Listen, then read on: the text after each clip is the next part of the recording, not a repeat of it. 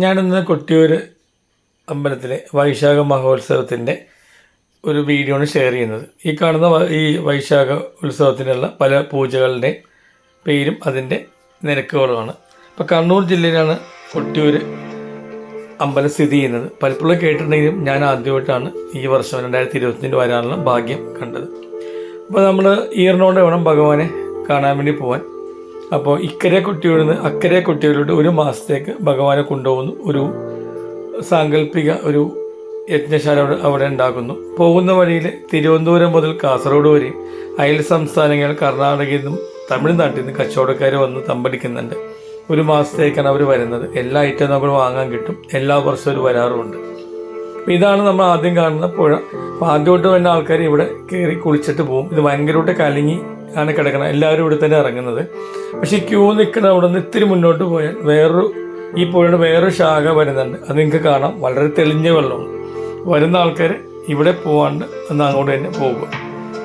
അപ്പോൾ ഇവിടെ എന്ന് വെച്ച് കഴിഞ്ഞാൽ നമ്മൾ കുളിച്ച് ചെയ്യുമ്പോൾ ഒരു കല്ല് കിട്ടും. ആ കല്ല് നമ്മൾ എടുത്തിട്ട് വേറെ കല്ല് വരച്ചിട്ട് അതിൽ നിന്ന് കിട്ടുന്ന ചന്ദനം പോലത്തെ ഒരു അത്രയും വളരെ ഹാർഡായിരിക്കില്ല, അതെടുത്ത് നമ്മൾ നെറ്റിയിൽ തൊടാറുണ്ട്. ഇത് ആ കാണുന്നത് നമ്മൾ ക്യൂ നിന്ന് പോകുന്ന ഒരു പാലമാണ്. തിരിച്ച് ഇവിടെ വേറൊരു പാലമാണ് തിരിച്ച് വരാനുള്ളത്. അവിടെയാണ് ഞാൻ ഈ നേരത്തെ പറഞ്ഞ പുഴയുള്ളത്. വളരെ ക്ലിയറാണ്, നിങ്ങൾക്ക് കണ്ടപ്പോൾ മനസ്സിലായിട്ടും ഉണ്ടാവും. ഇതാണ് നമ്മൾ ആദ്യം കണ്ട പുഴയുടെ അവിടെ നിന്ന് ആൾക്കാർ ക്യൂ നിൽക്കുന്നത്. ഇവിടെ ക്യൂ നിന്നുള്ള പ്രശ്നം, ഒരു തിരക്കുള്ള ദിവസം ഒരു 6 മണിക്കൂറിലും ക്യൂ നിൽക്കേണ്ടി വരും. അപ്പോൾ ഞങ്ങളവിടെ നിന്നപ്പോൾ 2 ആൾക്കാർ പിന്നീട് സംഘാടകരെന്നാണ് അവരോട് നിങ്ങൾ ക്യൂ നിൽക്കേണ്ട, നേരെ മുന്നോട്ട് പോകാൻ പറയും. മുന്നോട്ട് പോയി നമ്മൾ ഈ നദിയുടെ അടുത്ത് വന്നു. അവിടെ നമ്മുടെ ചെരുപ്പും വസ്ത്രങ്ങളും ബാഗൊക്കെ സൂക്ഷിക്കാനുള്ള സ്ഥലങ്ങളുണ്ട്. അവിടെ ഈ വെള്ളത്തിൽ കുളിച്ചിട്ട് ശരിക്കും തിരിച്ചു വരാനുള്ള പാലമാണ്. ഈ പാലത്തിൽ ഒരു സൈഡ് പിടിച്ച് പോവുകയാണെങ്കിൽ തിരക്കില്ലാണ്ട് നമുക്ക് ഈ യാഗശാലയിൽ എത്താൻ പറ്റും.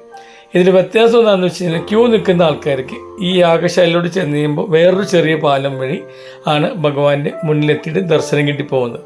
നമ്മൾക്ക് ആ ഒരു ചെറിയ പാലത്തിൻ്റെ അടിയിൽ കൂടിയായിരിക്കും പോയിട്ട് നമ്മൾ തൊഴുന്നത്.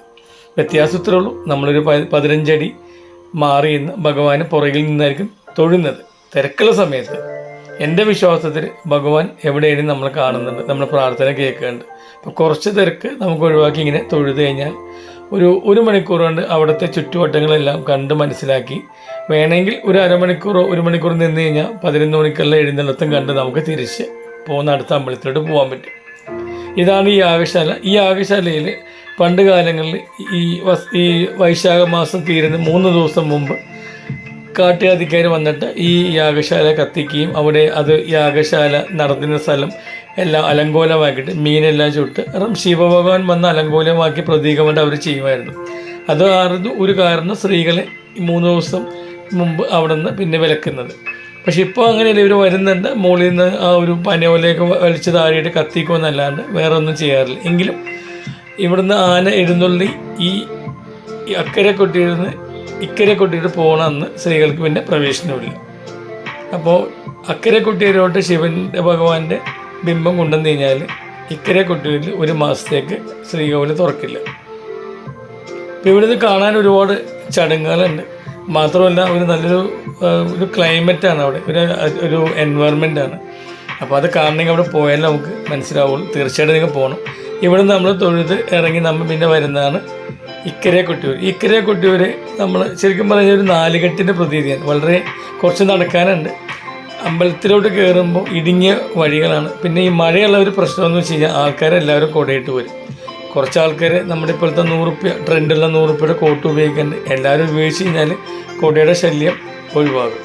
പ്രായമുള്ളവർക്ക് കുട ഉപയോഗിക്കണമെങ്കിൽ മനസ്സിലാവും. ചെറുപ്പക്കാർ ഉപയോഗിക്കുമ്പോൾ അത് ആൾക്കാർക്ക് വളരെ ബുദ്ധിമുട്ടാണ്.